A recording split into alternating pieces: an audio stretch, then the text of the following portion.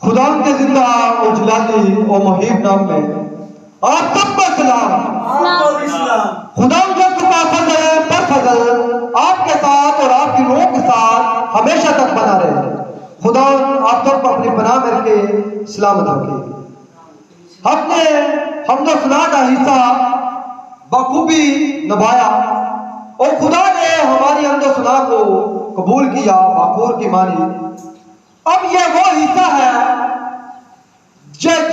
यही वो हिस्सा है जो हमने बहुत ही गौर से सुनना होता है, क्योंकि मुकद्दस पौलुस रसूल कहते हैं कि नबियों में से दो करके कलाम करे, यानी कि नबूवत करे, और बाकी सब उनको क्या करें जी?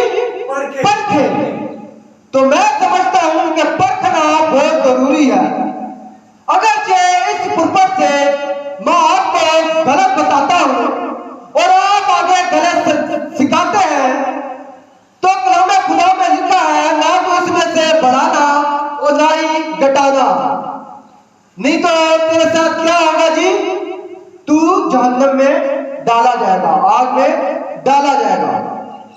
तो मैं समझता हूं यही वो हिस्सा है जिसमें बहुत अलग रहना पड़ता है कि हम क्या सुनते हैं। खुदा यीशु मसीह भी कहता है कि खबरदार रहो कि क्या सुनते हो, क्योंकि सुनने का ताल्लुक ईमान से है। अगर आपने गलत सुन लिया तो गलत ईमान पैदा हो जाएगा, हो सकता है। इसलिए ठीक सुनना बहुत हमारे लिए जरूरी है, क्योंकि ईमान सुनने से पैदा होता है और सुनना मसीह के कलाम से, ना के दुनिया के कलाम से। मसीह का कलाम सुनेंगे तो ईमान में पुख्ता होते चले जाएंगे, ईमान में मजबूती होगी। तो आज जिस मौजू पे मैं बात करूंगा, मैंने अपनी कौम का हाल देखा, वो गौर से देखा। मेरी कौम पस्तहाली में पड़ी हुई है, नशे की हालत में पड़ी हुई है। बताना यह चाहता हूं इसकी वजह क्या है। क्यों हमारे घर में परेशानियां जाती नहीं? क्यों हमारे घर से बुजुर्गें जाती नहीं? क्यों हम दुखों में रहते हैं, हर वक्त पस्त रहते हैं, हर वक्त ज़हनी टेंशनों में रहते हैं? क्यों रहते हैं? हमारी औलाद नाफरमान क्यों होती चली जाती है? इस मौजू के बारे में, यानी कि इन बातों के बारे में कलाम खुदा में से सीखेंगे कि कलाम खुदा हमें क्या बताता है। क्यों हमारी नस्ल खुदा से दूर होती चली जाती है, माँ बाप के नाफरमान होते चले जाते हैं? आखिर किस बात की कमी है? एक शख्स यीशु मसीह के पास आता है, कहता है कि ऐ रबी, मैं क्या करूं कि जिंदगी में दाखिल हूं? तो यीशु कहता है जो कुछ मूसा की तौरात में, यानी कि जो कुछ तौरात में लिखा है उस पर अमल कर। वो कहता है मैं लड़कपनी से इस पर अमल करता हूं। तो यीशु कहता है कि बस तुझ में एक बात की कमी है। तो उस एक बात की कमी दूर करने के लिए ये मैंने मौजू रखा, वो एक बात की कमी अपने से भी दूर करे और फिर अपनी नस्लों से भी वो कमी दूर करे, तो मैं समझता हूं आपकी नस्लें जोरावर होंगी। यशवा से कहा गया था, यशवा तू मेरी शरीयत से ना भागूंगा, मैं भागूंगा, बल्कि दिन रात तेरा ध्यान कहाँ रहेगी? इस नबूवत की किताब पर।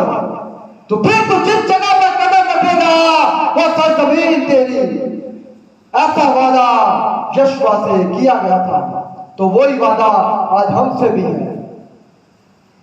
तो कलाम खुदा में से आयत मुकद्दस हम देखते हैं, होशिया की किताब उसका 4 बाब उसकी 6 है। होशिया 4:6 यहां पर लिखा है, मेरे लोग अपने मार्फत से हलाक हुए, क्योंकि तूने मार्फत को रद्द किया, इसलिए मैं भी तुझको रद्द कर दूंगा, ताकि तू मेरे हुजूर ताहीन ना हो। और क्योंकि तू अपने खुदा की शरीयत को भूल गया है, इसलिए मैं भी तेरी औलाद को भूल जाऊंगा। पाक कलाम का पढ़ा जाना, सुना जाना हम सबके लिए बात से बरकत हो। खुदा उनका शुक्र हो। यहाँ पर खुदा उनका नबी कहता है कि खुदा का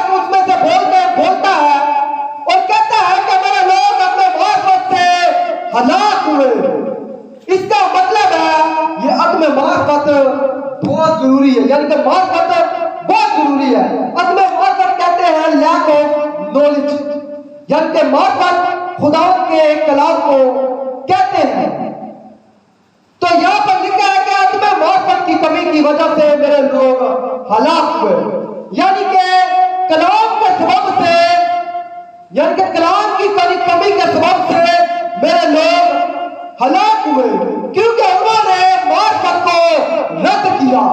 यानी कि कलाम खुदा को जब आप रद्द करते हैं तो खुदा कहता है, आगे लिखा है, मैं भी इनको रद्द करूंगा, मैं उसकी औलाद को भूल जाऊंगा, क्योंकि वो शरीयत को भूल गए, यानी कि मार्फत को भूल गए, मार्फत को रद्द कर दिया, शरीयत को रद्द कर दिया।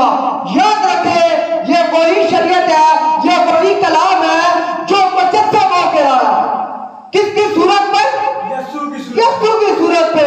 यूहन्ना 1 इब्तिदा में कलाम था, कलाम खुदा के साथ था, और कलाम मुजस्सम हुआ, यानी कि मार्फत के खजाने जिसमें थे वो मुजस्सम होकर आया। मार्फत के खजाने किसके अंदर है? आप मेरे साथ एक हवाला देखें, मार्फत के खजाने किसके अंदर है?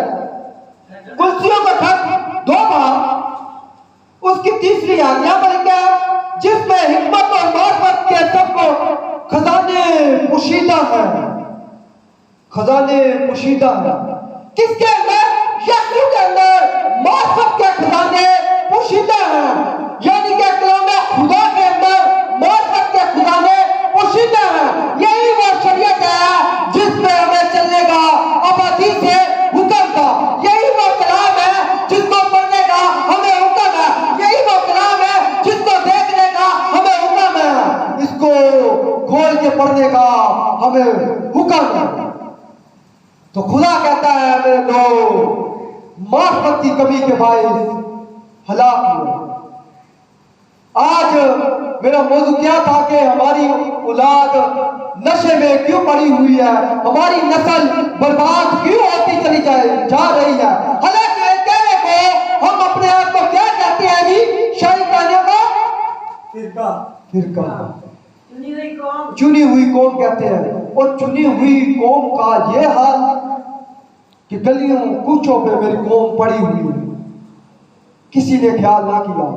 चरवाहों के बारे में लिखा है कि चरवाहों ने अपना पेट भरा, चरवाहों ने मेरी भेड़ों को जंगली दरिंदों का हवाले कर दिया, मेरी कौम अदम मार्फत से हलाक हुई। याद रखें, आज हमारी कौम का इसलिए ये हाल है क्योंकि वो मार्फत से दूर है, खुदा उनकी शरीयत को दूर है, इसे भूल गए। वो खुदा कहता है, एक वक्त आएगा बेटा जब मैं तुझे भूल जाऊंगा और साथ तेरी औलाद को भी भूल जाऊंगा। क्यों? क्योंकि तूने मार्फत को रद्द किया, क्योंकि तूने शरीयत को रद्द किया। और मार्फत हमने पढ़ा कुर्सियों की किताब में, ये कौन है जिसके अंदर मार्फत के खजाने थे? यानी कि तुमने मार्फत को रद्द किया तो समझ लो किसको रद्द किया? यीशु को रद्द किया। इसलिए हमारी औलाद का, हमारी नस्लों का आज ये हाल है, नशे में पड़ जाते हैं क्योंकि मार्फत की कमी, गाली देते हैं मार्फत की कमी, जिनागारी करते हैं मार्फत की कमी, सारे काम हम दुनियादारी के करते हैं मगर इसको नहीं पढ़ते। याद रखें, एक वक्त आएगा खुदा कहता है मैं तुम्हें भूल जाऊंगा। याद रखें, नूह का जमाना मेरे को याद आ गया। नूह के जमाने में 8 लोग बचे, वो भी मार्फत की कमी थी, उनको शरीयत को भूल गए, खुदा के हुक्मों को भूल गए, खुदा की कानून को भूल गए। और उनके साथ क्या हुआ? नूह के जमाने में क्या हुआ? सब हलाक हुए, सब हलाक हुए। मार्फत की कमी के बायस, शरीयत को रद्द करने के बायस हलाक हुए, खुदा के कलाम को रद्द करने के बायस हलाक हुए। नूह मुनादी करता था कि तौबा करो, तौबा करो, मगर किसी ने ख्याल ना किया, सब अपने कामों में रहे। नूह ने अपने नसीबों को बुलंद किया, उसने अपना नसीबा खोला। आज आपके सामने मैं भी अपने नसीबे को खोलता हूँ, और जो मेरे भाई ऑनलाइन सुनेंगे, जिन तक ये वीडियो जाएगी, मैं उनसे भी कहना चाहता हूँ, अगर आप परेशान हैं, आपकी औलाद आपका कहना नहीं मानती, तो याद रखें आप कभी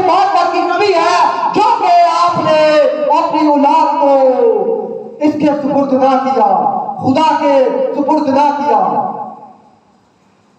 बात की किताब में लिखा है कि तू अपने बच्चे को लड़कपनी से यानी कि बचपनी से ऐसी राह में तरबियत कर, वो बुढ़ापे तक उस राह से फिरे नहीं।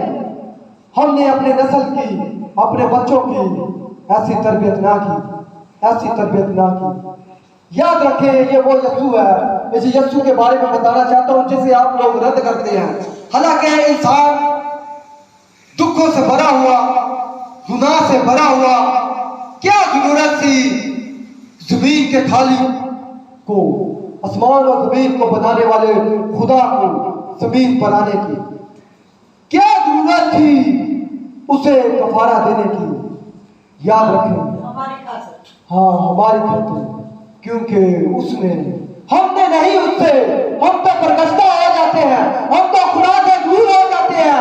वो खुदा कहता है कि मैंने तुझसे ऐसी मोहब्बत रखी है कि अपने बेटे को तेरी खातिर कुछ बाल डाला खाकियों के हाथों से। हमारी क्या मजाल कि यीशु मसीह के ऊपर थूकते। इंसान की क्या हैसियत है कि यीशु मसीह को मारते। शागिर्द कहते हैं कि यीशु क्या कि आसमान से फरिश्ते आए और इनको वज़न करे, यानी कि आग नाज़िल हो। शागिर्द यीशु कहता है कि ना ही मैं इस रूह से हूँ और ना ही तुम इस रूह से हो। हालांकि यीशु में ऐसी कुदरत है कि वो जमीन को यूं खत्म करते हैं, इंसान को यूं खत्म करते हैं। उसकी मोहब्बत है। याद रखिए, मोहब्बत का लोग असल में गलत फायदा भी उठाते हैं, मगर याद रखिए, एक तरफ यीशु मसीह की मोहब्बत है तो एक तरफ वो कहता है कि मैं अपने पाक फरिश्तों के साथ आऊंगा और हर एक जात का उसके ईमान के हिसाब से इंसाफ करूंगा। क्योंकि ईमान तो हम यीशु मसीह के ऊपर रखते हैं, ईमान तो रखते हैं। अगर हमारे ईमान बुरे हैं तो आपका हिसाब होगा और सख्त हिसाब होगा। और यही यीशु जो मोहब्बत करता था, यही यीशु एंड में मुकाशवा में लिखा है 21वें बाब में कि यही यीशु आग में डालेगा बुज़दिलों को, घिनौने काम करने वालों को, झूठों को, बुत परस्तों को। लिखा कि इनका हिस्सा आग के जलने वाले गंदम की झील में होगा। तो मेरा जो बताने का मकसद यह था कि मार्फत में